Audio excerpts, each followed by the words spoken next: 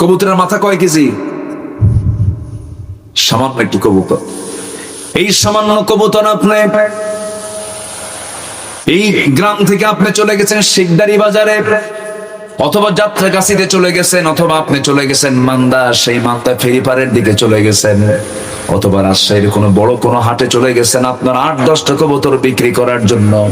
আপনার বাড়ি থেকে 20 মাইল দূরে চলে গেলেন, 20 মাইল দূরে সাইকেল চালায় আপনি চলে গেছেন, কবুতরটা বিক্রি করে দিয়েছেন।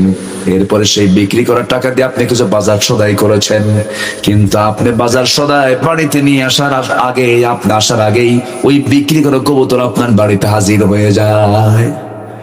এক কবুতর 10 বার বেঁচে এমন লোক আছে। গ্রামে তো এই ওয়াজগুলো করে মজা পাওয়া যায়, কারণ এগুলো তো আপনার বাস্তব বুঝে। তাহলে এই কবুতরটা আপনি নিয়ে গেলেন স্থলপথে, আসলো কি? হেঁটে হেঁটে মাটি দিয়ে আসছে, নদী দিয়ে আসছে, আকাশ দিয়ে আসছে। কিন্তু সে আপনার মালিকেরা ছাড়তে চায় না, আপনার মহব্বত সে ছাড়তে চায় না। আপনি তাকে বিক্রি করার জন্য যখন 2 পাকা যখন বেঁধে ফেলেছেন, সঙ্গে সঙ্গে কবুতর বুঝতে পেরেছে মালিক আমাকে বিক্রি করে দেবে, কিন্তু আমার রাস্তা চিনে রাখা দরকার, দেখি কোন দিক নিয়ে যা।